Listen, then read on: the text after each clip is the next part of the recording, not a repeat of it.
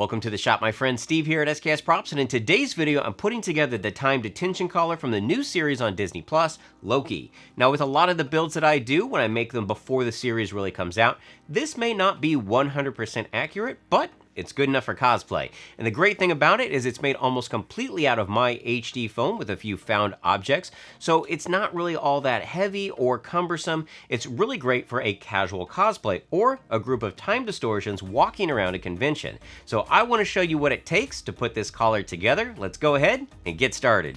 Like a lot of my builds, I made a quick prototype, and this will help me get all the scale and dimensions right for my final version. I'm going to start by using some 6mm HD foam, and I'm going to cut a 1.5 inch strip to make the main collar. For my neck, I determined it needed to be about 20 inches for a good overlap, but yours may differ. To make the main section of the box, I'm going to be stacking some 10mm and 6mm foam pieces together.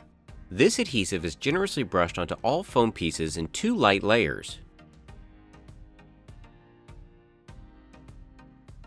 After the contact cement has been allowed to dry, the pieces are firmly pressed together, and I use a PVC pipe as a rolling pin.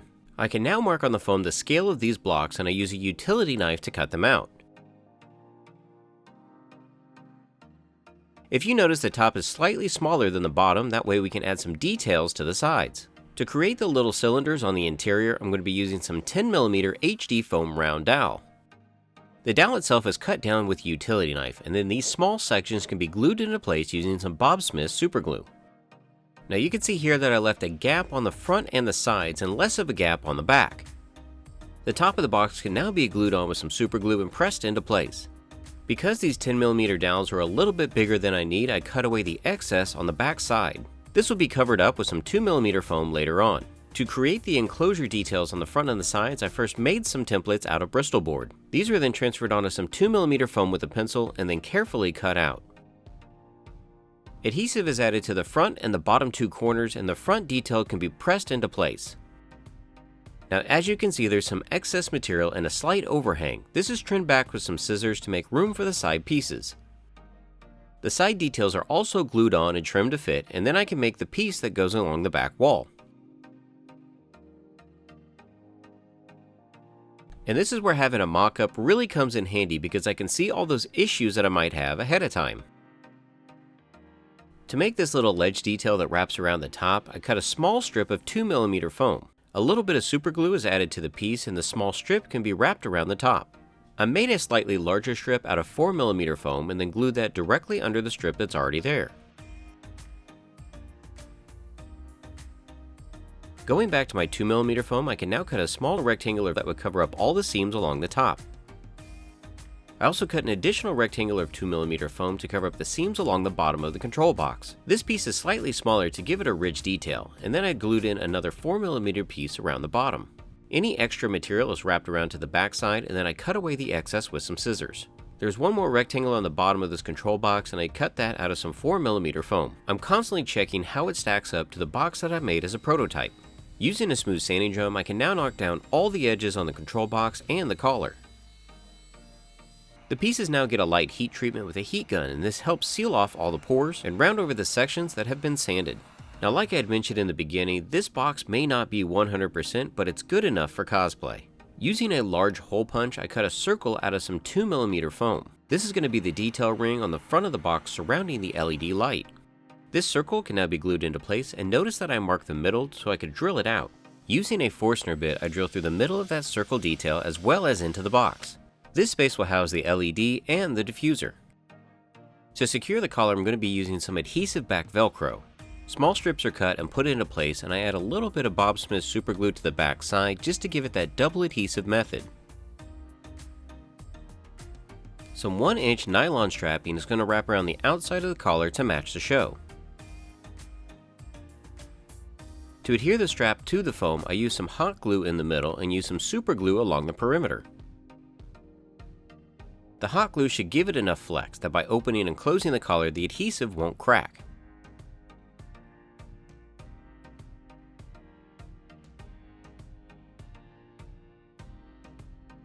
And if you'd like to build one of these collars yourself, I have a free PDF file over on my website. There's a link in the description section. The 4mm strip details were sticking out a little too far, so I used some scissors to cut off the excess. Going back and using my Forstner bit, I drill all the way through the box and through the collar. This is where the wiring and the on and off switch is going to be housed. For my lighting, I'm going to be using a 5mm red LED and a diffuser sphere. The sphere fits snugly into the controller box, and I do a quick test on the battery just to check the light and see how everything looks. Once I'm satisfied with how it looks, I use some super glue and some hot glue to keep everything in place. Using the Forstner bit again, I remove some foam from the back of the control box, and this is going to house the battery. Additional materials can be removed till the battery coin fits right. This is a 2032 battery. This is a super simple LED setup that I picked up from Evan Designs. The LED comes with the resistor already in place, so all you have to do is add the coin battery. This makes the process super simple for people that are not electronically inclined but want to have some basic lighting in their props. And I'll make sure to put a link for their website over in the description. The control box can now be glued onto the collar, and you can see how I have access to the on and off switch, while I still have access to the battery so it can be changed. There are 2 additional detail strips that run along the outside of the nylon strapping. These are just cut from some additional 2mm foam and glued into place with some super glue.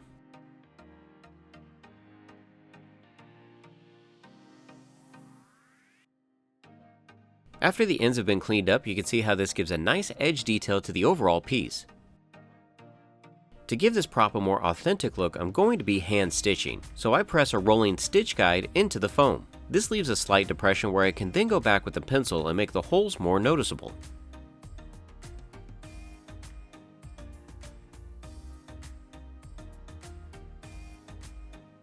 For the danger label on the front, I decided I wanted that to be made out of cloth, so I made my own design in Photoshop and printed that on some transfer paper. This paper has an adhesive on it that when ironed will stick to your cloth. Now this is a mirror process, so make sure if you do this, you create your design and then flip it backwards to adhere it to your cloth. I mainly use a laser printer, so my inkjet was out of colored ink, so I just printed it in basic black and white. To get the red color that I'm going after, I'm going to be hand painting on some transparent Createx airbrush paint.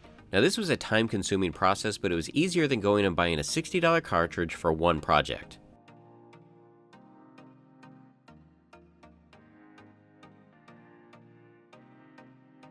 But overall, I think it turned out pretty well, and again, this is just for cosplay.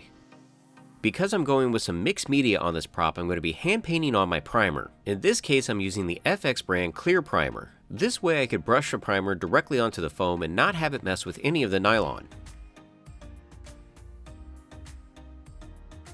For the main section of the collar, I'm going to be using FX brand carbon. This is painted directly out of the jar with a filbert brush on the outside of the foam prop.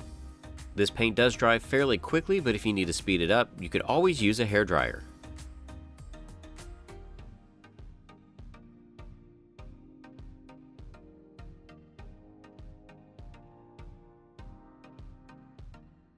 For the metallic sections, I'm going to be painting on a base of Golden Brand iridescent bronze.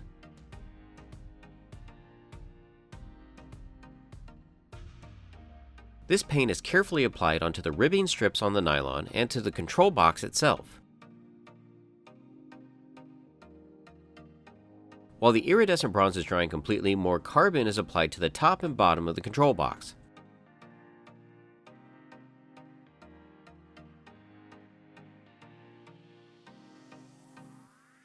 The main section of the control box has kind of a coppery sheen, so I start off with FX brand copper plate.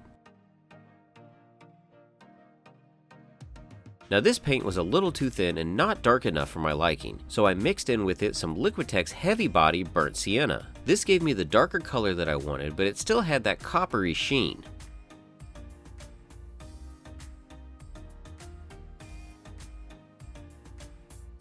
I could now go back with some iridescent bronze and clean up some of the details that I had overpaint on.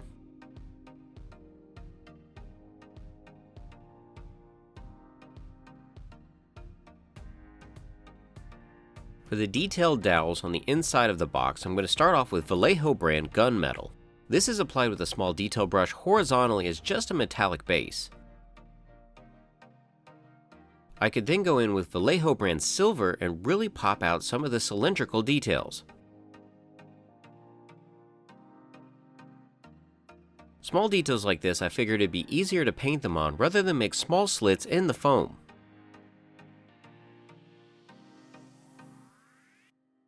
For the hand stitching on this collar, I'm going to be using some white thread and some leather needles.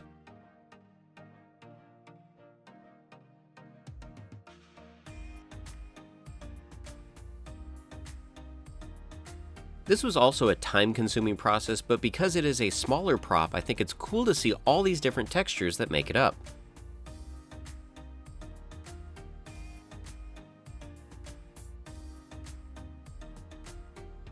I can now attach the danger label to the front of the collar with a little bit of hot glue.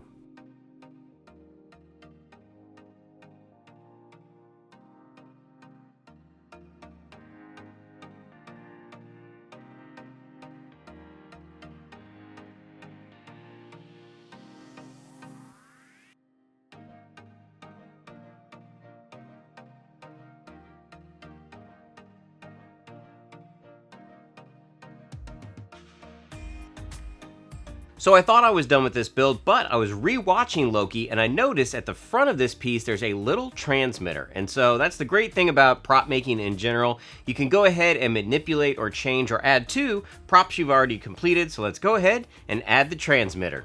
To create the transmitter, I'm going to be using a 1/4-inch wooden dowel. I mark the length that I want, cut it to fit, and then sand the top using a sanding sponge. Luckily, I have enough room behind this detail that it fits perfectly, so I go ahead and glue it into place with some super glue. Using more of the FX brand carbon that I used earlier, I go ahead and paint the entire dowel with a couple of detail brushes.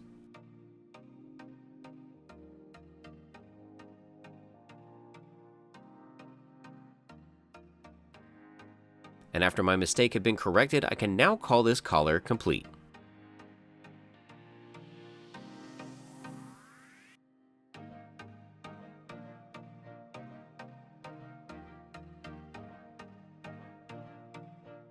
So you all can see the steps that I took to put together the time detention collar from Loki. And again, I have free PDF files available over on my website if you'd like to download those to build your own. Because again, I think this is a great casual cosplay. Now, if you guys are enjoying these videos, be sure to give them a thumbs up, share them with your friends and family, and until next time, build your best with the best. HD Foam.